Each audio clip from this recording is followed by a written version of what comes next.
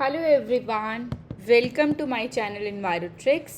मैं हूं डॉक्टर सविता कलशन और आप देख रहे हैं एस्टेट PYQ मास्टर सीरीज़। हर साल एस्टेट में 60 to 70% क्वेश्चन जो हैं वो डायरेक्टली रिपीट होते हैं। तो इस सीरीज़ में हम वही सवाल करेंगे जो एग्ज़ाम में आ चुके हैं और फिर से आ सकते हैं। तो आपको मिलेंगे exact paper based question, smart explanation और एग्ज़ाम हैक बिना टाइम वेस्ट करे। अगर आप सच में एचटेट PRT क्रैक करना चाहते हैं तो ये सीरीज़ आपके लिए बनाई गई है। तो चलिए देखते हैं क्वेश्चन नंबर फर्स्ट 121। तो फर्स्ट क्वेश्चन क्या कह रहा है आपका, disposable plastic plates and glasses should not be used because they are made up of non biodegradable material, they are made up of material with light weight, they are made up of biodegradable material. तो ध्यान से पढ़ो question को कि disposable plastic plates एवं glass वे उपयोग नहीं करना चाहिए क्योंकि वो जैव अविघटनीय पदार्थ से बने होते हैं, वे हल्के भार वाले पदार्थ से बने होते हैं या जैव विघटनीय पदार्थ से बने हैं या अविशी पदार्थ से बने हैं। तो सबसे पहले बात कि वो बायोडिग्रेडेबल हैं या नहीं है, तो ये इम्पॉर्टेंट पॉइंट है। तो प्लास्टिक प्लेट जो है वो क्या होगा, नॉन बायोडिग्रेडेबल है। तो नॉन बायोडिग्रेडेबल है तो हमारे नेचर के लिए क्या है, हार्मफुल है। तो क्वेश्चन क्या पूछ रहा है, disposable plastic plate and glasses should not be use because they are made up of non biodegradable substances. तो करेक्ट आंसर क्या होगा इसका, option number 1, they are made up of non biodegradable substances. तो जैव अविघटनीय पदार्थ से बने होते हैं, इसीलिए प्लास्टिक जो है वो हमें यूज़ नहीं करना चाहिए क्योंकि ये बहुत 200 साल तक जो है आपके एनवायरनमेंट में सस्टेन रहता है, सॉइल को, वाटर को, हर एक चीज़ को जो है वो पोल्यूट करता है और बहुत ही लार्ज इम्पैक्ट कॉज करता है एनिमल और प्लांट्स पर। ठीक है, तो क्वेश्चन नंबर 121 का करेक्ट आंसर क्या है, option number A, they plastic wares are made up of biodegradable material. Then next question देखते हैं, what do you mean by balance diet. Balance diets का क्या मतलब होता है, संतुलित आहार। संतुलित आहार अगर आपने सुना होगा, बैलेंस डाइट का मतलब क्या है कि आपको फ्रूट्स खाने चाहिए, सब्जियां खानी चाहिए, ठीक है, जंक फूड अपनी मील में कम से कम रखना चाहिए। तो वो क्या, और जो फैटी चीज़ें हैं जिनमें बहुत ज़्यादा ऑयल प्रेजेंट होता है उनको जो है वो कम रखना चाहिए, वसा कोलेस्ट्रॉल वाले जो पदार्थ हैं उनकी कम मात्रा होनी चाहिए। तो आपका करेक्ट आंसर क्या होगा, what do you mean by balance diet. It mean, option देख लेते हैं, it means choosing a wide variety of food and drink from all food groups. It means eating a certain things in a small amount such as saturated fat, cholesterol, simple sugar, etc. It means to take all nutrient which is needed as per the required level. It means long term dieting to attain balance. तो इसका correct answer क्या है कि it mean choosing a wide variety of food and drink from all food group. हमें हर food group से, अब वो चाहे आपके फ्रूट्स हैं, चाहे आपके वेजिटेबल्स हैं, चाहे आपका फैटी प्रोडक्ट्स है, घी है, हमें सारी की सारी चीज़ें जो हैं, दूध है, तो वो सारी चीज़ें क्या है, वो बैलेंस तरीके से खानी चाहिए। ठीक है, सारी की सारी चीज़ें खाना चाहिए, पीना चाहिए। तो ऑल फूड ग्रुप से हमें इसको कंसिडर करना है। ठीक है, विभिन्न भोजन समूह में प्राप्त मात्रा में भोजन एवं पेय पदार्थों का चयन करना। तो ऑप्शन नंबर 1 जो है आपका करेक्ट है। देन सेकंड क्या कह रहा है, it mean eating a certain thing in small amount such as saturate. तो कम से कम मात्रा में जो है हमें फैटी चीज़ें खानी चाहिए, कम से कम मात्रा में जो है हमें वसा कोलेस्ट्रॉल जैसी चीज़ें खानी चाहिए। तो ऑप्शन नंबर 2 जो है वो भी करेक्ट है। देन ऑप्शन नंबर 3 देखते हैं, it mean to take all nutrient which are needed as per required level. तो हमें सारे के सारे न्यूट्रिएंट जो है जिसकी ज़रूरत है वो भी खाना चाहिए, जैसे आपके बादाम है, काजू है, या फिर कोई भी पदार्थ, पनीर है, दही है, हर एक जिससे न्यूट्रिएंट्स मिलते हैं वो हर एक चीज़ जो है हमें अपने डाइटरी पार्ट में इन्वॉल्व करना बहुत ज़रूरी है। तो ऑप्शन नंबर 3 भी जो है वो करेक्ट है। देन नेक्स्ट देखते हैं, it mean long term dieting for attain balance. एक लंबे टाइम तक हमें क्या रखना है, उपवास रखना है, व्रत रख के जो है वो, हम अगर यूँ सोचें कि बहुत लंबे टाइम से हम फास्ट रख रहे हैं, 2-3 दिन अगर हमने खाना नहीं खाया या फिर हमने एक टाइम खाना स्किप कर दिया कि मुझे पतला होना है, मुझे हेल्दी होना है, नॉर्मल होना है, तो आप जो है वो बैलेंस डाइट को मेंटेन करेंगे। No, this is not correct. ठीक है, तो दिस इज़ नॉट करेक्ट। तो आपका जो करेक्ट आंसर है वो क्या है, बैलेंस डाइट जो है वो किससे, कि ऑप्शन नंबर 1, 2 और 3 जो है आपका करेक्ट आंसर है। ठीक है, तो balance diet, balance in food, balance in life, mix well, limit junk, meet the need. Mix well, limit junk, junk food को लिमिट करना है हमें। ठीक है, द नेक्स्ट क्वेश्चन देखते हैं। Question number 123, choose the right group from the following which has no fossil fuel.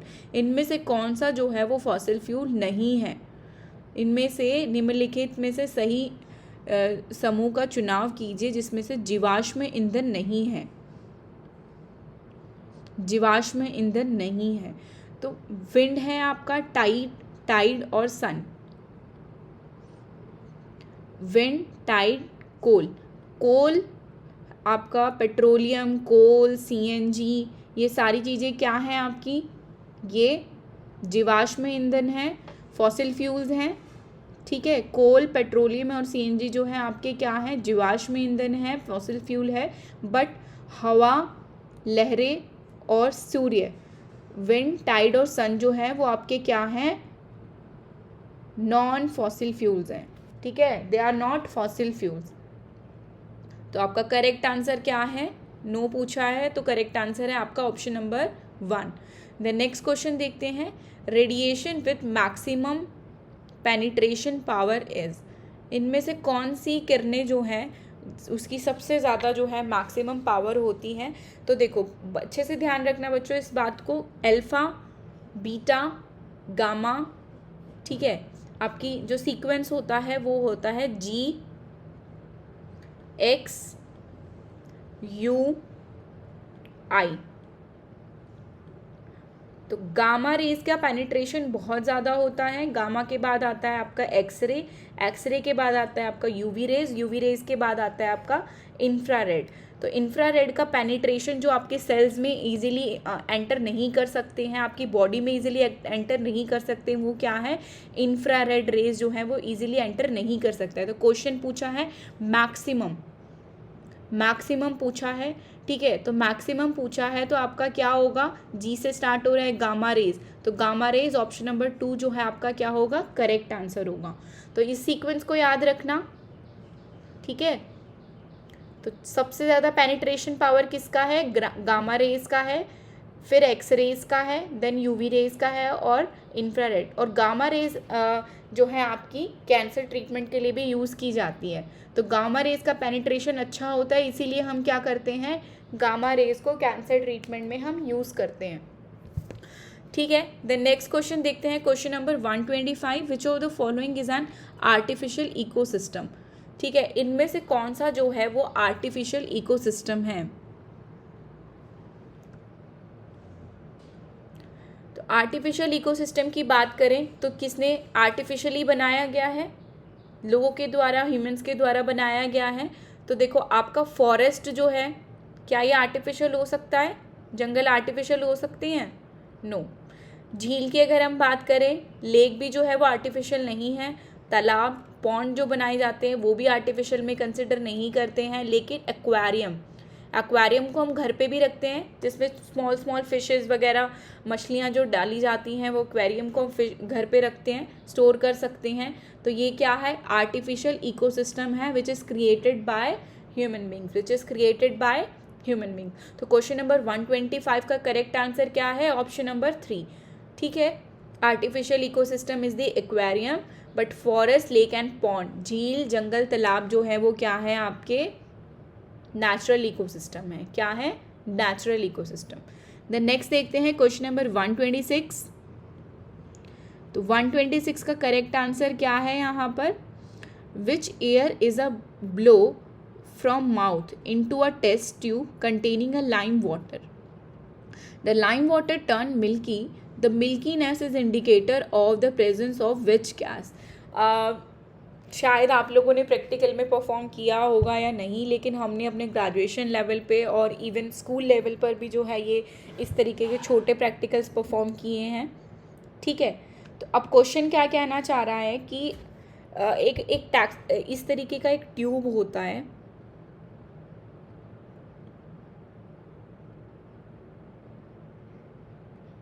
जब यहाँ से हम एयर को ब्लो करते हैं, जब हम यहाँ से फूंक मारते हैं, तो यहाँ पे जो जो भी हमारा लाइम प्रेजेंट होता है, लाइम सोल्यूशन जो प्रेजेंट होता है, क्वेश्चन क्या कह रहा है, the mouth into the test tube containing a lime water, यहाँ पर लाइम वाटर प्रेजेंट होता है, the lime water turn milky, और ये जो है वो मिल्की हो जाता है, दूध जैसे कलर का हो जाता है, किसकी प्रेजेंस में होता है, it is due to carbon dioxide, किसकी प्रेजेंस में होता है, कार्बन डाइऑक्साइड की प्रेजेंस में होता है, क्योंकि जो लाइम वाटर है आपका वो उसका फॉर्मूला क्या होता है, CaOH2, कैल्शियम हाइड्रोक्साइड। जब कैल्शियम हाइड्रोक्साइड जब हमने फूंक मारा तो क्या निकला, कार्बन डाइऑक्साइड निकला, कार्बन डाइऑक्साइड के साथ कैल्शियम हाइड्रोक्साइड जो है वो रिएक्ट कर जाता है और हमें जो कलर देता है वो देता है आपका मिल्की वाइट कलर। कौन सा कलर देता है, मिल्की वाइट कलर। तो कार्बन डाइऑक्साइड, ठीक है, lime water, indicator of the presence of which gas, in carbon dioxide, ठीक है। आंसर क्या है, carbon dioxide is the correct answer. Then next question देखते हैं, which one of the following is not a fossil fuel. बहुत important चीज़ है, देखो बार बार आपसे पूछा जा रहा है फॉसिल फ्यूल। तो फॉसिल फ्यूल्स वो होते हैं जो बर्निंग, जिनको हम यूज़ करते हैं, कोल है, पेट्रोल है, और एक लंबे टाइम तक अगर हम कंटिन्यूसली इनको यूज़ करते रहे तो ये क्या हो जाएंगे, ख़त्म हो जाएंगे, ठीक है। तो ये क्या होते हैं, नॉन रिन्यूएबल एनर्जी सोर्स होते हैं। क्या होते हैं, नॉन रिन्यूएबल एनर्जी सोर्स होते हैं, अनवीनीय करणीय ऊर्जा, ठीक है। तो मैंने बताया था CNG फॉसिल फ्यूल में आएगा, पेट आपका फॉसिल फ्यूल में आएगा, और LPG भी आपका फॉसिल फ्यूल में आएगा। तो पॉलीइथाइलिन टेट्राथैलेट या फिर लिक्विफाइड पेट्रोलियम गैस और कंप्रेस्ड नेचुरल गैस, तो CNG, PET और LPG। अब देखो कंफ्यूजिंग जो है, आपने ये दोनों नाम सुने हुए हैं, CNG और LPG सुना होगा, लेकिन LH लिक्विफाइड हाइड्रोजन और पॉलीइथाइलिन टेराथैलेट PET जो होता है आपका वो प्लास्टिक होता है। जब हम पेट्रोलियम को गर्म करते हैं, जब पेट्रोल को हम गर्म करते हैं तो वो कंप्रेस फॉर्म में क्या बना देता है, एक पेट बना देता है, एक प्लास्टिक जैसा स्टिकी प्रोडक्ट बना देता है, ठीक है। तो ये भी क्या है, फॉसिल फ्यूल में कंसिडर करेंगे, बाय प्रोडक्ट है पेट्रोलियम का। लेकिन जो लिक्विफाइड हाइड्रोजन होता है, तरल हाइड्रोजन जो होता है वो क्या होता है आपका, नॉन फॉसिल फ्यूल होता है। हम इसको ग्रीन गैस भी बोलते हैं, ग्रीन एनर्जी सोर्स होता है ये, ठीक है। तो लिक्विफाइड हाइड्रोजन अगर कभी भी आए तो ये आपकी क्या है, ग्रीन एनर्जी है, ठीक है, क्या है, ग्रीन एनर्जी है। तो आपका करेक्ट आंसर क्या है, ऑप्शन नंबर 2, तरल हाइड्रोजन।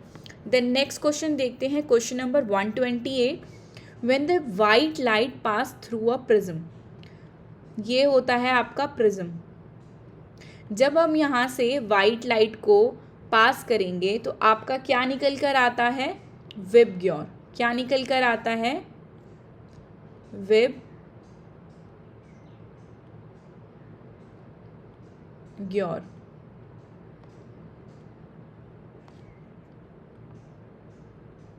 विबग्योर, ठीक है।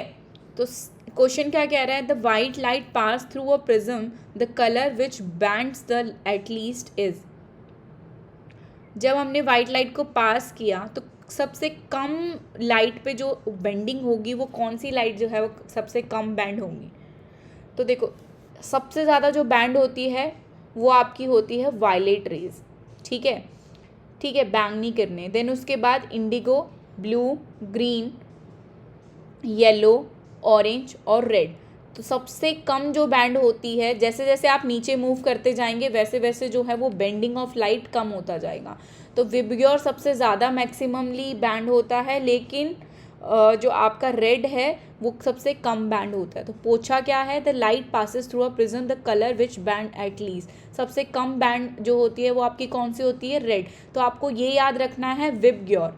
क्या याद रखना है, विबग्योर। तो विब, V stands for violet, I stands for indigo, B stands for blue, G stands for green, Y stands for yellow, O stands for orange और R stands for red।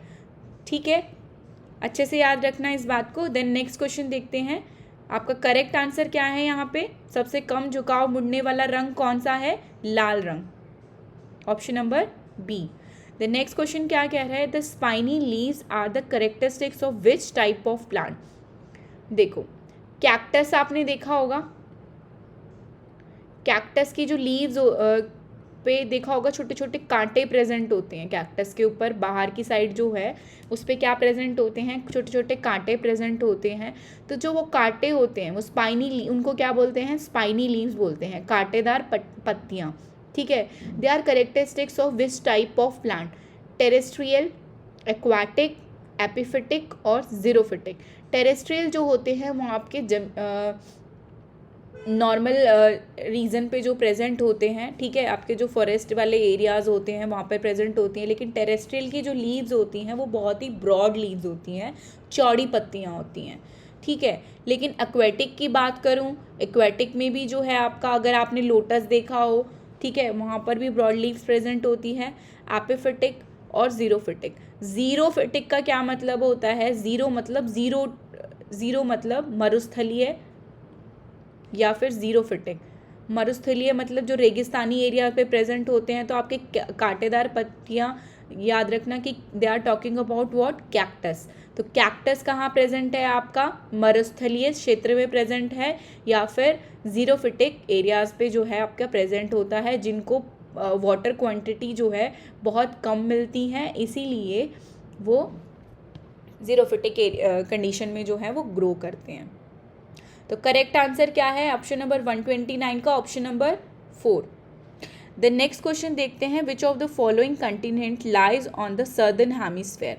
इनमें से कौन सा कंटिनेंट जो है वो सर्दर्न हेमिस्फेयर पे लाई करता है?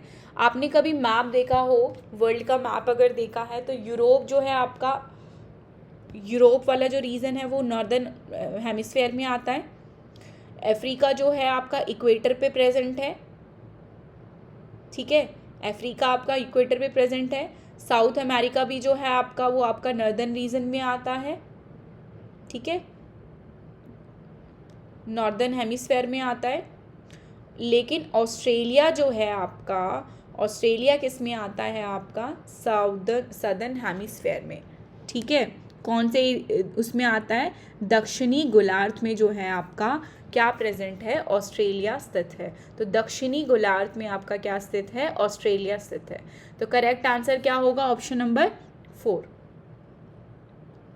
बहुत ही बेसिक क्वेश्चंस पूछ रखे हैं। देन क्वेश्चन नंबर 131 हम देखेंगे, column 1, name the scientist are given by column 2। इनमें से कौन से साइंटिस्ट ने क्या चीज़ जो है वो प्रोड्यूस की थी?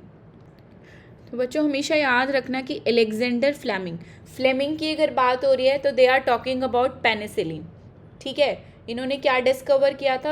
अलेक्जेंडर फ्लेमिंग ने क्या डिस्कवर किया था? पेनिसिलिन को डिस्कवर किया था। कब किया था? 1928 में। और ये हमारी क्या थी? पहली एंटीबायोटिक थी, ठीक है।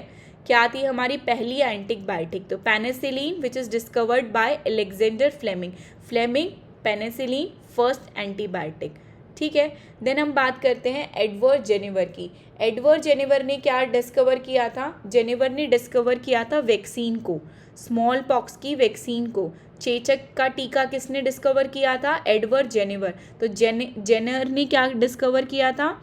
Vaccine, smallpox vaccine. Fleming penicillin, Jenner vaccine, ठीक है।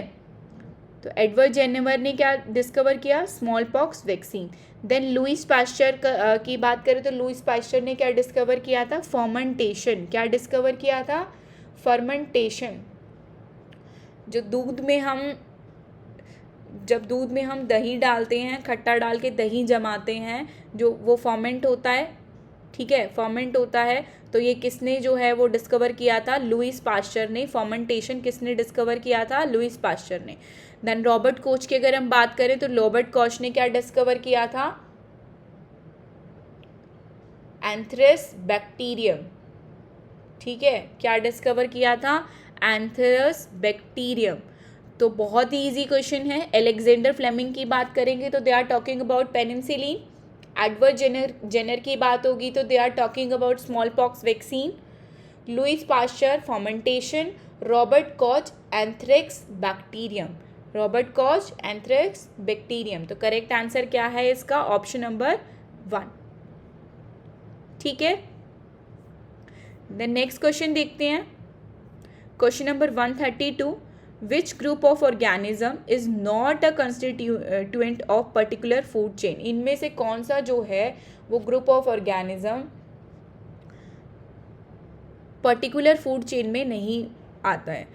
निम्नलिखित में से कौन से जीवाधारियों का समूह एक विशिष्ट खाद्य श्रृंखला का घटक नहीं है? तो ग्रास, रैबिट, वॉल्फ, लायन। देखो, grass, rabbit, wolf, lion. Next क्या बात कर रहा है? Plankton, man, fish, grasshopper, grass, antelope, tiger, vulture. Frog, snake, eagle, grass and grasshopper. तो देखो इसमें क्या है, हमेशा ये बात ध्यान रखना, एक मेमोरी ट्रिक बता रही हूँ, 1 हैबिटेट 1 फूड चेन। एक हैबिटेट की सिर्फ एक ही फूड चेन होती है, मल्टीपल फूड चेन नहीं है, वो फूड वेब कहलाता है। तो they are talking about food chain. तो 1 habitat is equals to 1 food chain. तो अब क्वेश्चन में देखें,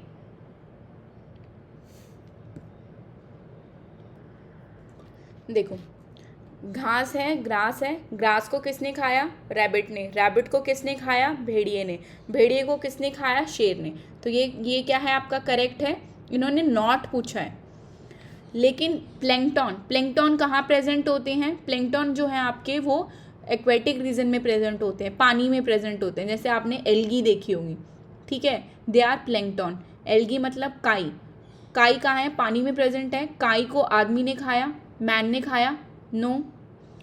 ठीक है, मानव को, क्या फिश किसी आदमी को खा सकती है? No, this is not possible. अब देखो यहाँ पे जो चेन है वो क्या चल रही है कि एक बार पानी में, फिर ज़मीन पर, फिर पानी में, फिर ज़मीन पर। कोई भी चेन जो है वो इस तरीके से फॉलो अप नहीं होती है। मैंने क्या बताया? 1 हैबिटेट 1 फूड चेन। एक हैबिटेट की सिर्फ एक ही फूड चेन होती है। जैसे कि ग्रास को किसने खाया? एंटील्यूप ने खाया। एंटील्यूप को किसने खाया? टाइगर ने। जब टाइगर मर गया तो उसको, टाइगर को किसने खाया?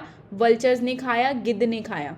ठीक है, देन अगर हम यहाँ पे बात करें फ्रॉग को किसने खाया? स्नेक ने। स्नेक को किसने खाया? ईगल ने। ईगल को किसने खाया? ग्रास ने। ग्रास को किसने खाया? ग्रास हॉपर ने। तो ये भी क्या है? ज़मीन पर हो रही है ये पूरी की पूरी साइकिल।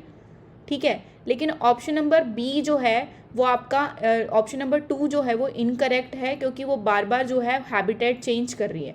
बार बार क्या कर रही है? आपकी हैबिटेट चेंज कर रही है, पानी और ज़मीन, पानी और ज़मीन। इसीलिए ये जो है वो आपका पॉसिबल नहीं है इन द फूड चेन। ठीक है, तो करेक्ट आंसर क्या होगा आपका? Option number 2। देन नेक्स्ट देख लेते हैं, विच ऑफ द, ये बात ध्यान रखना हमेशा, 1 हैबिटेट 1 लाइफ, 1 हैबिटेट 1 लाइफ और 1 food chain. Which of the following is a water borne disease. इनमें से कौन सा जो है वो वाटर बॉर्न डिजीज है? वाटर बॉर्न डिजीज कौन सी होती है? जल जनित रोग। इनमें से कौन सा जो है वो जल जनित रोग है? डिप्थीरिया। डिप्थीरिया जो होता है वो आपका खांसी या जुखाम, ठीक है, वो कैसे फैलता है? खांसी और जुखाम से फैलता है। तो क्या ये वाटर बॉर्न डिजीज है? नो। टिटनेस की बात करें तो कोई भी जब लोहे की चीज़ हमें लग जाती है तो वो क्या कॉज करती है? टिटनेस कॉज करती है। ठीक है, और खुले जो आपके घाव होते हैं, जो कंटेमिनेटेड सॉइल की वजह से होता है, वो टिटनेस कॉज करता है। ठीक है, हेपेटाइटिस की अगर हम बात करें, हेपेटाइटिस ए और ई, ये किसकी वजह से कॉज होता है? Contamination of water. ठीक है, तो ये कहाँ से होता है? वाटर बॉर्न डिजीज़ है। हेपेटाइटिस ए जो है आपकी वो जल जनित रोग है। तो करेक्ट आंसर क्या होगा आपका? Option number 3। कफ जो है वो भी जो है आपका वाटर बॉर्न डिजीज़ नहीं है। तो करेक्ट आंसर क्या होगा वाटर बॉर्न डिजीज़ का? Hepatitis option number 3। The next देखते हैं, based on the following 3 fact identify the plant. निम्नलिखित तथ्यों के आधार पर यह ग्रह की पहचान कीजिए। It is the second largest planet of the solar system, second largest planet of the solar system. It has ice ring around it. It is the largest satellite in Titan. बहुत ही अच्छा क्वेश्चन है। तो आपका option क्या है? Mercury, Saturn, Jupiter, Mars. Mercury, Saturn, Jupiter और Mars.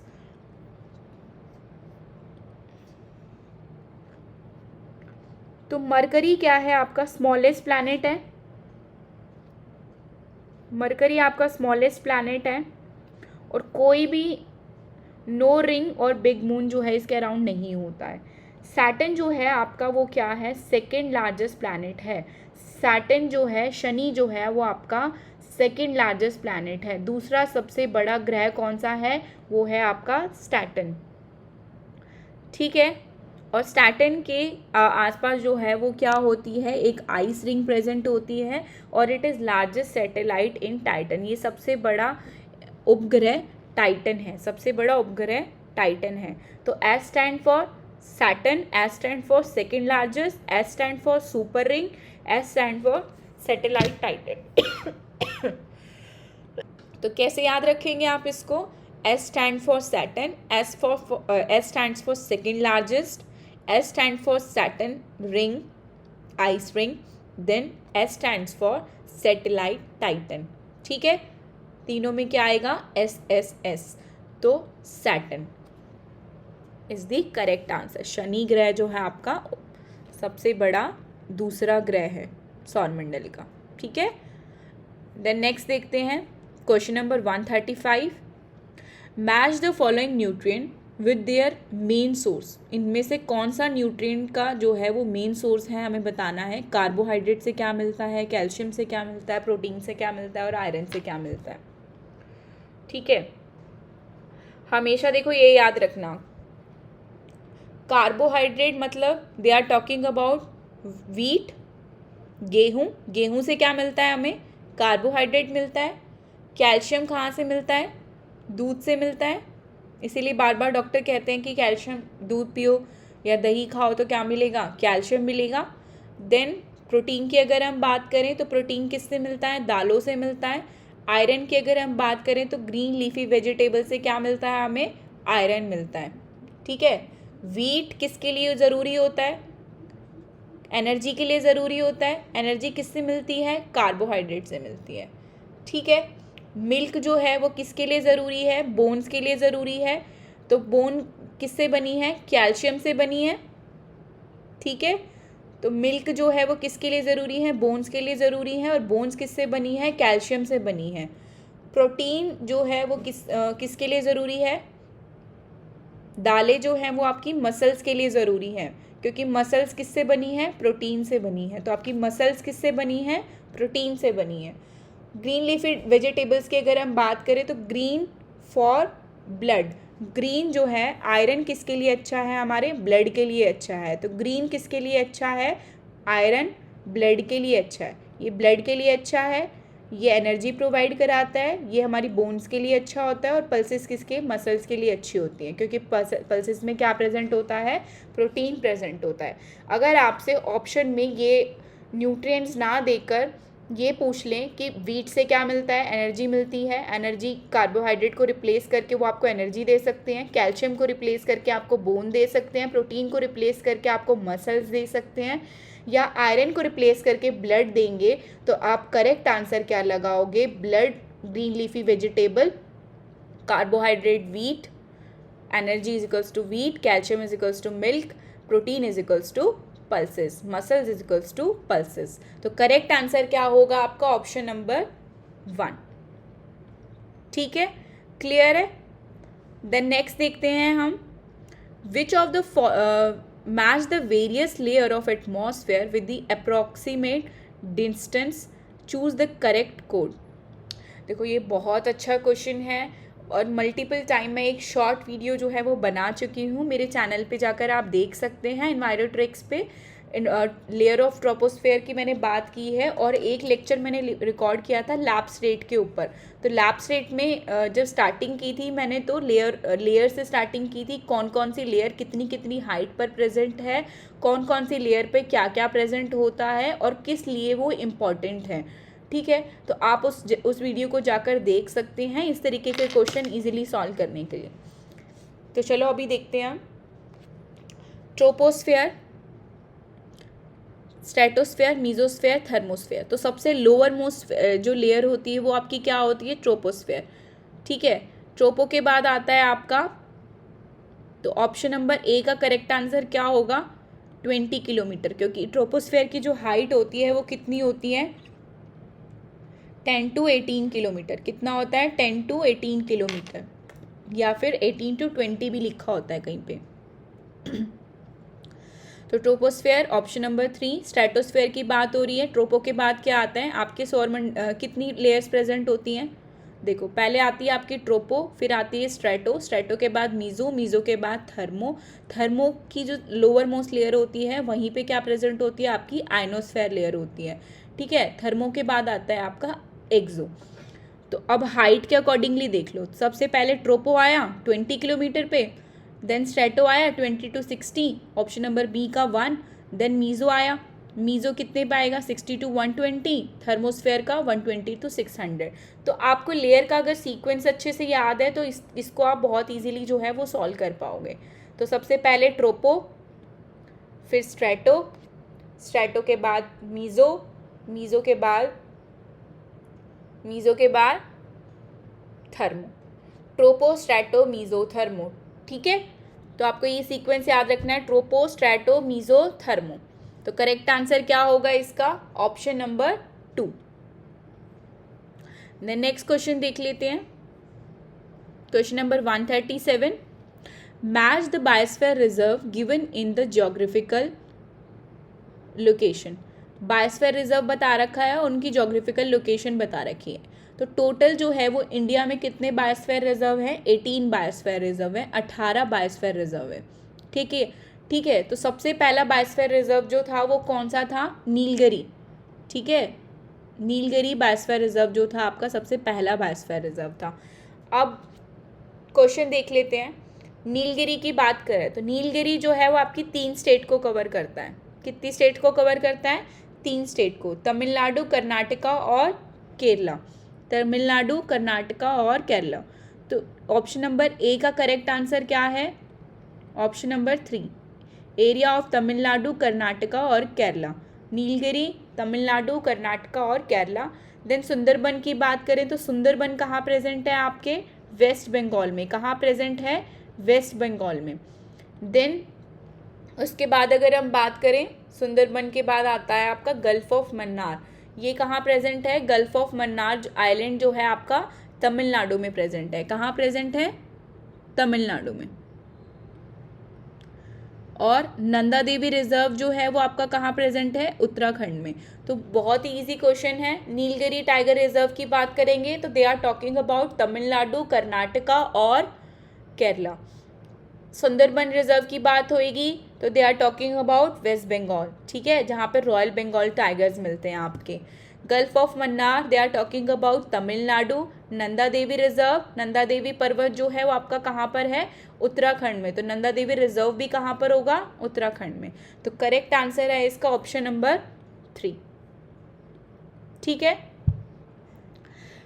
देखो environment बहुत ही इंटरेस्टिंग सब्जेक्ट है। या तो आप इसको अच्छे से सॉल्व कर पाओगे, या तो क्वेश्चन आता होगा या नहीं आता होगा। इसीलिए आपको मैथमेटिक्स सॉल्व करने से पहले जो है आपको पार्ट 5 जो है आपको सॉल्व करना चाहिए, क्योंकि इसमें आपको जो ये स्कोरिंग है, ये सबसे ज़्यादा स्कोरिंग चैप्टर है आपका इसमें, क्योंकि आपके टोटल 30 क्वेश्चंस आते हैं और हर क्वेश्चन जो है वो 4 मार्क्स का है। तो 30 क्वेश्चंस अगर आपके आ रहे हैं, हर क्वेश्चन 4 मार्क्स का, अगर आप इजीली सॉल्व कर पा रहे हैं, ठीक है, टाइम कंज्यूमिंग नहीं है, ठीक है, टाइम कंज्यूमिंग भी नहीं है और इजीली सॉल्व कर पा रहे हैं, तो स्कोरिंग भी होगा आपका।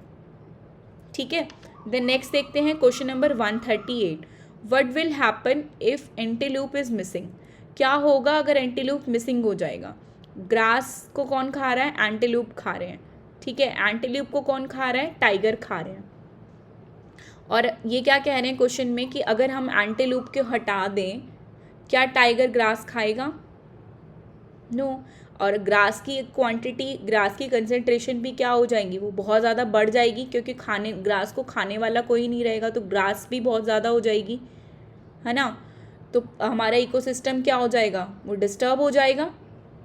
तो क्वेश्चन में क्या कह रहा है, अगर एंटीलूप हटा दे तो क्या होगा, तो पॉपुलेशन ऑफ टाइगर जो है वो आपकी क्या हो जाएगी, कम हो जाएगी, क्योंकि उसको खाना नहीं मिलेगा, टाइगर को खाना नहीं मिलेगा, तो वो क्या है, अपने आप मरना शुरू हो जाएंगे।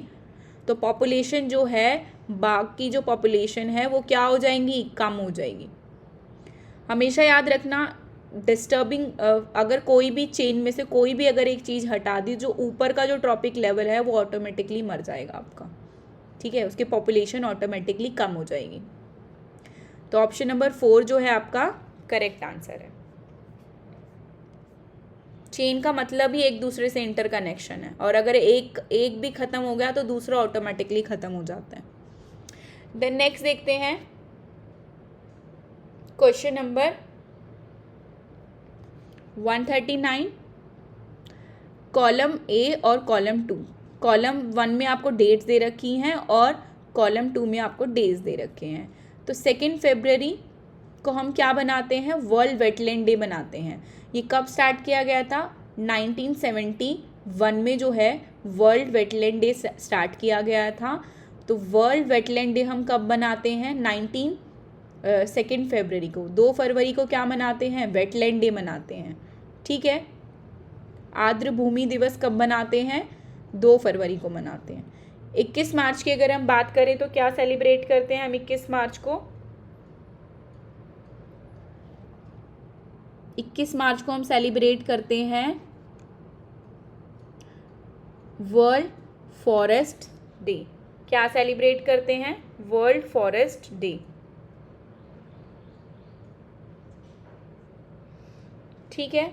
देन 5 जून की बात हो रही है। 5 जून को हम क्या बनाते हैं, world environment day, world environment day, ठीक है। 2 फरवरी को हम क्या मनाते हैं, Bhopal gas tragedy, Bhopal gas tragedy. अब देखो बहुत इजी है। 2 फरवरी की अगर बात करेंगे तो आपका क्या होगा, वर्ल्ड वेटलैंड डे, विश्व आर्द्र भूमि दिवस। 21 मार्च की बात हो रही है तो विश्व वानिकी दिवस, फॉरेस्ट्री डे। 5 जून की वर्ल्ड एनवायरनमेंट डे, विश्व पर्यावरण दिवस, जब कब मनाते हैं आपका 5 जून को। 2 दिसंबर को क्या हुआ था, भोपाल गैस ट्रेजेडी हुई थी, इसीलिए हम क्या मनाते हैं, भोपाल गैस ट्रेजेडी डे, 2 दिसंबर को। तो करेक्ट आंसर क्या है यहाँ पर आपका, ऑप्शन नंबर 1। देन नेक्स्ट देख लेते हैं, विच of the following correct combination, deficiency और डिजीज दे रखी है आपको, ठीक है।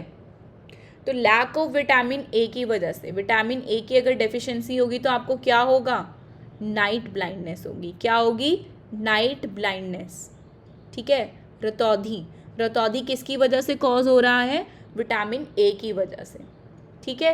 लैक ऑफ आयरन, अगर आयरन की कमी हो जाएगी, आयरन जो है हमको कहाँ से मिल रहा है, ग्रीन प्लांट से मिल रहा है, और अगर आयरन अगर हमें नहीं मिलेगा तो मैंने क्या बताया था, आयरन जो है वो क्या कॉज करेगा, एनीमिया कॉज करेगा, ठीक है। आयरन क्या कॉज करेगा, एनीमिया कॉज करेगा। इंडिया में मोस्ट ऑफ द पॉपुलेशन जो है, फीमेल पॉपुलेशन, वो एनीमिया से जूझ रही है आज के टाइम पर भी, ठीक है। तो एनीमिया आयरन की वजह से कॉज होता है, किसकी वजह से कॉज होता है, आयरन की वजह से। Then lack of calcium, calcium की डेफिशिएंसी होगी तो आपकी क्या हो जाएंगी, वीक बोन हो जाएंगी, ठीक है। क्या हो जाएंगी, कमज़ोर हड्डियाँ, क्योंकि दूध और दही से आपको क्या मिलता है, कैल्शियम मिलता है, उसकी वजह से आपकी बीन्स कैल्शियम अगर नहीं होगा तो आपकी हड्डियाँ जो है वो कमज़ोर हो जाएंगी। लैक ऑफ आयोडीन क्या कॉज करेगा, गॉइटर कॉज करेगा, ठीक है। क्या कॉज करेगा, घेगा, गॉइटर, ठीक है। तो vitamin A, night blindness, lack of iron, anaemia, lack of calcium, weakness of bone, lack of iodine cause goitre. तो करेक्ट आंसर क्या है आपका? Option number 1। ठीक है, द नेक्स्ट क्वेश्चन देख लेते हैं। Question number 141, match the following environmental problem. Ozone layer depletion, ODS, greenhouse effect, acid rain, loss of biodiversity. हमेशा याद रखना, ओजोन लेयर डिप्लीशन की बात हो रही है तो they are talking about CFC, they are talking about CFC, chlorofluorocarbon. Ozone layer को, ओजोन की परत को पतला कौन कर रहा है? क्लोरोफ्लोरोकार्बन। कौन कर रहा है? क्लोरोफ्लोरोकार्बन। क्लोरोफ्लोरोकार्बन क्या कॉज कर रहे हैं? ओजोन लेयर डिप्लीशन कॉज कर रहे हैं। और इसको बचाने के लिए जो प्रोटोकॉल लाया गया था उसको हम कहते हैं मॉन्ट्रियल प्रोटोकॉल। अगर आपसे क्वेश्चन में पूछ लें कि ओजोन की परत को बचाने के लिए, क्षय को बचाने के लिए कौन सा प्रोटोकॉल लेकर आए थे, वो था आपका मॉन्ट्रियल प्रोटोकॉल। और ओजोन की परत को जो पतला कर रहा है वो कौन सा केमिकल है? वो है आपका क्लोरोफ्लोरोकार्बन। क्योंकि इस क्लोरोफ्लोरोकार्बन में एक क्लोरीन मॉलिक्यूल जो है वो 200 साल तक आपका इम्पैक्ट कॉज करता है, डिप्लीशन कॉज करता है, क्षय कॉज करता है। ठीक है, एक क्लोरीन का मॉलिक्यूल 200 साल तक जो है आपका ओजोन की परत को पतला करता है। ठीक है, देन ग्रीन हाउस इफेक्ट की बात कर रहे हैं तो they are talking about the CO2, SO2, N2O। तो ग्रीन हाउस गैसेस कौन कौन सी होती है? कार्बन डाइऑक्साइड होती है, ठीक है, सल्फर डाइऑक्साइड होती है, नाइट्रस ऑक्साइड होती है, वाटर वेपर्स होते हैं आपके। ठीक है, ये सारे के सारे किस में कंसिडर करते हैं हम? ग्रीन हाउस गैस में। इवन मीथेन गैस जो है वो भी आपकी ग्रीन हाउस गैस है। और सबसे ज़्यादा मात्रा में जो पाई जाती है वो आपकी पाई जाती है CO2 और SO2 और मीथेन। ठीक है, CO2, SO2 और मीथेन। और ग्रीन हाउस इफेक्ट को कम करने के लिए जो प्रोटोकॉल लाया गया था वो कौन सा प्रोटोकॉल था? Kyoto protocol. तो अगर क्योटो प्रोटोकॉल की बात हो रही है तो किसकी बात कर रहे हैं? ग्रीन हाउस गैस एमिशन को रोकने के लिए, हरित गृह प्रभाव को रोकने के लिए they are talking about Kyoto protocol. Ozone परत का क्षय रोकने के लिए they are talking about chlorofluorocarbon को कम करने के लिए they are talking about Montreal protocol. ठीक है, देन नेक्स्ट देखते हैं CFCs, acid rain. Acid rain जो है वो किसकी वजह से कॉज होती है? नाइट्रोजन और सल्फर डाइऑक्साइड की वजह से। नाइट्रोजन, आपकी गाड़ियों से जो धुआं निकलता है वो क्या कॉज करता है? नॉक्स और सॉक्स निकालता है। नॉक्स और सॉक्स की वजह से क्या होती है? आपकी एसिड रेन होती है। जो ताजमहल पीला पड़ रहा है, ठीक है, वो किसकी वजह से हो रहा है? एसिड रेन की वजह से हो रहा है। एसिड रेन में क्या प्रेजेंट होता है? नाइट्रोजन और सल्फर ऑक्साइड। ठीक है, then next loss of biodiversity. Loss of biodiversity, जैव विविधता की कमी किसकी वजह से हो रही है? वनस्पति एवं प्राणी समूह का समाप्त होना, extinction of flora and fauna. Plants और एनिमल जो मरते जा रहे हैं उसकी वजह से क्या हो रहा है? हमारी लॉस ऑफ बायोडाइवर्सिटी हो रहा है, जैव विविधता की कमी हो रही है। ठीक है, तो करेक्ट आंसर क्या होगा आपका?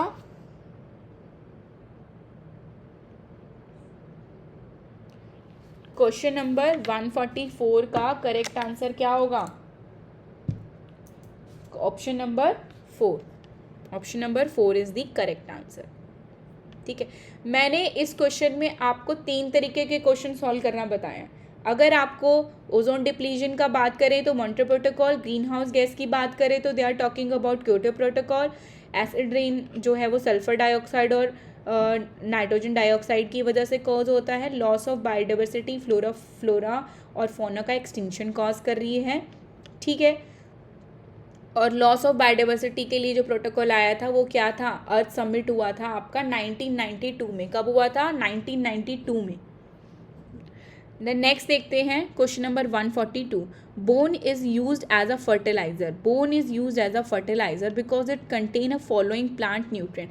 बोन में क्या ऐसा प्रेजेंट होता है जो हम प्लांट फर्टिलाइजर्स की तरह यूज़ करते हैं, प्लांट को न्यूट्रिएंट्स, पोषक तत्व जो है वो प्रोवाइड कराता है। तो फॉस्फोरस जो है वो आपका क्या है? वो बोन्स में प्रेजेंट होता है और जो प्लांट्स को न्यूट्रिएंट प्रोवाइड कराता है, पोषक तत्व जो है वो आप प्रदान करते हैं। तो करेक्ट आंसर क्या है 142 का? Option number 4। ठीक है।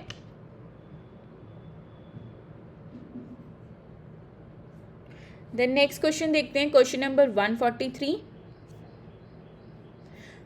विच of the following ocean line on the west of Australia and east of Africa.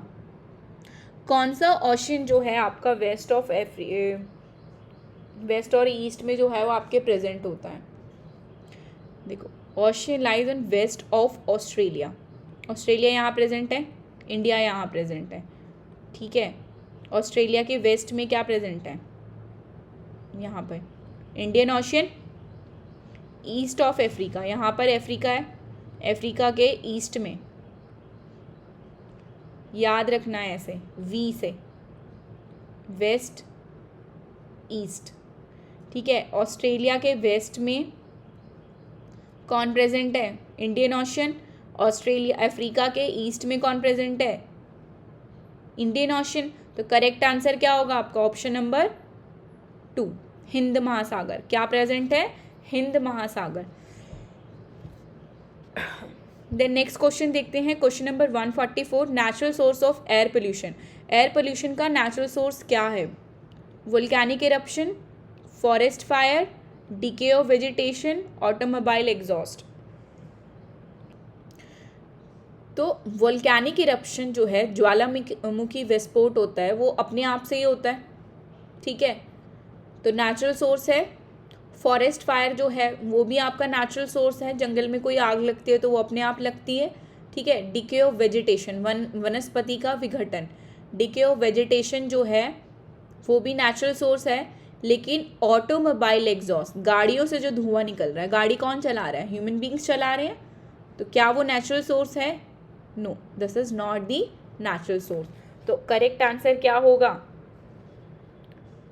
Correct answer क्या होगा आपका क्वेश्चन नंबर 144 का, option number 3 A B C, क्योंकि उन्होंने नेचुरल सोर्स पूछे हैं। तो वॉल्केनिक इरप्शन भी है, जंगल में आग लगना, वनस्पति का विघटन या फिर डिके ऑफ वेजिटेशन जो है आपका करेक्ट है। लेकिन ऑटोमोबाइल जो है, वो गाड़ी जो है वो कौन चलाता है, वो ह्यूमन चला रहे हैं, तो वो क्या है, नेचुरल सोर्स नहीं है। This is known as anthropogenic source, this is known as anthropogenic source. Then next question देखते हैं, question number 145। Tartaric acid is not found in, इनमें से कौन से प्रोडक्ट में टार्टेरिक एसिड नहीं प्रेजेंट होता है। लेमन में क्या प्रेजेंट होता है, एसिडिक एसिड, क्या प्रेजेंट होता है, एसिडिक एसिड प्रेजेंट होता है। और हमेशा याद रखना कि टार्टेरिक एसिड जो है वो आपका किस में प्रेजेंट होता है, मैंगोज में और नींबूज में, मैंगोज में और ग्रेप्स में, ठीक है। येलो मैंगोज और ग्रेप्स में क्या प्रेजेंट होता है आपका, ग्रीन ग्रेप्स में टार्टेरिक एसिड प्रेजेंट होता है। लेमन में सिट्रिक एसिड प्रेजेंट होता है, और आंवला में जो है वो क्या प्रेजेंट होता है, एस्कॉर्बिक एसिड। कौन सा एसिड होता है, एस्कॉर्बिक एसिड। एस्कॉर्बिक एसिड किस में प्रेजेंट होता है, आंवला में। तो करेक्ट आंसर नॉट पूछा है, ठीक है। तो करेक्ट आंसर क्या होगा आपका, ऑप्शन नंबर 2, ठीक है। देन नेक्स्ट देखते हैं, विच of the following is the biodegradable polymer. इनमें से कौन सा जो है वो जैव विघटनीय बहुलक है, ठीक है। कौन सा बायोडिग्रेडेबल पॉलीमर है, बायोडिग्रेडेबल मतलब जैव विघटनीय, मतलब जो इजीली जो है वो इन्वायरमेंट में अगर हमने फेंक दिया और वो ख़त्म हो जाए, अपने आप से जो है वो ख़त्म हो जाए, डिकम्पोज हो जाए, ठीक है। पॉलीथीन ऐसी होती है, पॉलीथीन 200 साल तक जो है वो मिट्टी में दबी रहती है। नायलॉन जो है वो भी आपका नहीं होता। पॉलीविनाइलिन क्लोराइड जो है ये भी पॉलीथीन का ही टाइप है, तो पॉलीविनाइलिन क्लोराइड भी जो है वो आपका डिकम्पोज नहीं होता। लेकिन सेलुलोज किस में प्रेजेंट होते हैं, प्लांट्स में प्रेजेंट होते हैं। तो सेलुलोज जो है वो आपके ईजिली बायोडिग्रेडेबल हो जाते हैं। तो जैव विघटनीय बहुलक क्या है आपका, सेलुलोज, क्योंकि ये किस में प्रेजेंट होते हैं, प्लांट्स में प्रेजेंट होते हैं, ठीक है। नेक्स्ट क्वेश्चन देखते हैं, क्वेश्चन नंबर 147। ऑप्शन दे रखे हैं आपको, कैरेक्टरिस्टिक्स ऑफ लेयर पूछिए। देखो फिर से ट्रोपोस्फेयर का क्वेश्चन आ गया। तो ट्रोपोस्फेयर पे क्या होता है आपका, वेदर फिनोमिनाज होते हैं, ठीक है। क्या होता है, वेदर फिनोमिनाज होते हैं। स्ट्रेटोस्फेयर पे क्या प्रेजेंट होती है आपकी, ओजोन प्रेजेंट होती है, जो हमें अल्ट्रावायलेट रेज से बचाती है, ठीक है, टैनिंग होने से जो बचाता है, ठीक है, स्किन डिजीज़ होने से, स्किन कैंसर होने से जो बचाता है वो कहाँ पर प्रेजेंट होता है, स्ट्रेटोस्फेयर पे। तो गुड ओजोन कहाँ प्रेजेंट होती है, स्ट्रेटोस्फेयर पे। अगर क्वेश्चन में आ जाए बैड ओजोन कहाँ प्रेजेंट होती है, वो प्रेजेंट होती है आपकी ट्रोपोस्फेयर पे, क्योंकि बैड ओजोन बनती है जो गाड़ियों से धुआं निकलता है उससे, और सिर्फ दिन के समय में बनती है जब in the presence of sunlight होती है, वो सूर्य के प्रकाश में बनती है आपकी बैड ओजोन। ठीक है, तो गुड ओजोन, ओजोन देखो ट्रोपो पे भी प्रेजेंट है, स्ट्रेटो पे भी प्रेजेंट है, लेकिन जो स्ट्रेटो पे प्रेजेंट है वो आपकी अच्छी ओजोन है, गुड ओजोन है, क्योंकि वो हमें अल्ट्रावायलेट रेज से, यूवी रेज से बचा रही है। लेकिन ट्रोपोस्फेयर जो है, ट्रोपोस्फेयर पे गाड़ियों से निकलने वाले धुएं से ओजोन बन रही है, तो वो ओजोन जो है वो बैड ओजोन है, जो हमको हम ह्यूमन बींग्स की लंग्स को ख़राब कर रही है। ठीक है, आई इरिटेशन कॉज करती है। और मीजोस्फेयर की अगर बात करें तो most meteor burn in meteoroid burn in air. उल्कापिंड जो है आपके कहाँ पर प्रेजेंट होते हैं, उल्कापिंड कहाँ पर बर्न होते हैं आपके, कहाँ पर प्रेजेंट होते हैं आपके मीजोस्फेरिक लेयर पे।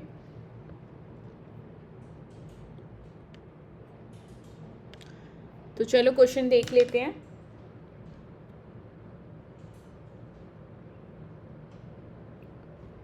तो इसका करेक्ट आंसर जो होगा क्वेश्चन नंबर 147 का करेक्ट आंसर जो है आपका ऑप्शन नंबर 3 है। ठीक है, ट्रोपोस्फेयर पे क्या हो रहा है आपके, ऑल वेदर और क्लाउड्स प्रेजेंट हैं। ठीक है, वेदर फिनोमिना है, और आपके बादल जो प्रेजेंट है, सारे के सारे बादल जो प्रेजेंट है वो आपके ट्रोपोस्फेयर पे है। ठीक है, वेदर फिनोमिना कहाँ होता है, ट्रोपोस्फेयर पे होता है। देन स्ट्रेटोस्फेयर पे क्या प्रेजेंट है, ओजोन लेयर प्रेजेंट है। मीजोस्फेयर पे क्या प्रेजेंट है, मीटेरॉइड्स बर्न होते हैं। ऑप्शन नंबर 4, उल्कापिंड जो है वो बर्न होते हैं, कहाँ पर, जलकर नष्ट हो जाते हैं, वो आपके मीजोस्फेयर पे होते हैं। और मीजोस्फेयर पे आपका अर्थ सिस्टम का सबसे कम तापमान होता है। सबसे कम तापमान कौन सी लेयर पे प्रेजेंट होता है, वो आपका होता है मीजोस्फेयर पे। ठीक है, कौन सी लेयर पे सबसे कम तापमान प्रेजेंट होता है, मीजोस्फेयर पे। देन थर्मोस्फेयर की अगर हम बात करें तो thermosphere absorb the high energy UV and X rays. तो थर्मोस्फेयर अल्ट्रावायलेट और एक्सरे रेज को क्या कर लेता है, एब्जॉर्ब कर लेता है। ठीक है, तो करेक्ट आंसर क्या है, option number 3। The next question देखते हैं, विच of the following is the best indicator of SO2 pollution. तो हमेशा याद रखना सल्फर डाइऑक्साइड के पोल्यूशन के लिए कौन क्या ज़रूरी, लाइकेन ज़रूरी होता है, लाइकेन। ठीक है, अगर सल्फर डाइऑक्साइड का पोल्यूशन अगर बढ़ेगा तो लाइकेन जो है वो ख़त्म हो जाएंगे, और अगर सल्फर डाइऑक्साइड पोल्यूशन कम होगा तो लाइकेन जो है वो आपके बढ़ जाएंगे। ठीक है, तो लाइकेन जो है आपका गुड इंडिकेटर है सल्फर डाइऑक्साइड के पोल्यूशन लेवल को नापने के लिए। देन नेक्स्ट क्वेश्चन देखते हैं, क्वेश्चन नंबर, करेक्ट आंसर क्या है यहाँ पे, option number 3। Which of the following element should be available in water for metamorphosis of tadpole. पानी में निम्नलिखित में से कौन सा तत्व उपलब्ध होना चाहिए टैडपोल के मेटामॉर्फोसिस के लिए। एक फॉर्म से जब, एक स्टेट से जब वो दूसरी स्टेट पे जाता है उसको मेटामॉर्फोसिस कहते हैं। तो उसमें पानी में क्या प्रेजेंट होना चाहिए, तो पानी में अगर आयोडीन प्रेजेंट है, पानी में अगर आयोडीन प्रेजेंट है तो फ्रॉग जो है वो आराम से बन जाएगा। तो फ्रॉग को बनने के लिए किसकी ज़रूरत होती है, आयोडीन की ज़रूरत होती है। जैसे हमें गॉइटर जैसी डिजीज़ के लिए, गलघोटू जैसी डिजीज़ को बचाने के लिए किसकी ज़रूरत होती है, आयोडीन की ज़रूरत होती है। इसलिए कहते हैं ना आयरन, नमक में आयोडीन होना चाहिए। ठीक है, तो किससे बचाता है, गॉइटर से। और अगर फ्रॉग बनाना है, ठीक है, तो फ्रॉग को कन्वर्ट करने के लिए, टैडपोल को कन्वर्ट करने के लिए किसकी ज़रूरत होती है, आयोडीन की। देन नेक्स्ट क्वेश्चन क्या कह रहा है, करेक्ट आंसर क्या है, ऑप्शन नंबर 149 का iodine. Name the region of the atmosphere where oxygen and ozone play key role. Oxygen और ओजोन दोनों जो है वो की रोल प्ले करती है कौन से एटमॉस्फेरिक लेयर पे।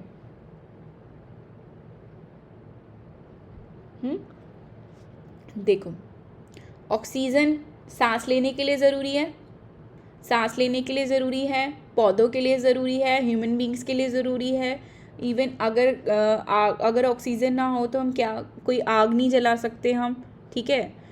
तो ट्रोपोस्फेयर पे जो है वो आपकी ऑक्सीजन की ज़रूरत है, ओजोन की ज़रूरत कहाँ है, स्ट्रैटोस्फेयर पे। तो दोनों ऑप्शन क्या पूछे हैं, ऑक्सीजन एंड ओजोन। कीवर्ड क्या है यहाँ पे, ऑक्सीजन और ओजोन। ट्रोपोस्फेयर ऑक्सीजन की बात कर रहे हैं तो ट्रोपोस्फेयर, ओजोन की बात करें तो स्ट्रैटोस्फेयर, ठीक है। करेक्ट आंसर क्या है आपका, ऑप्शन नंबर 2, शोभ मंडल ट्रोपोस्फेयर, समतमंडल इज स्ट्रैटोस्फेयर, ठीक है। तो आज का लेक्चर जो है हम यही कंप्लीट करते हैं, ठीक है। बहुत सारी इन्फॉर्मेशन जो है मैंने इसमें बताई है, इसी से रिलेटेड इन्फॉर्मेशन भी बताई है।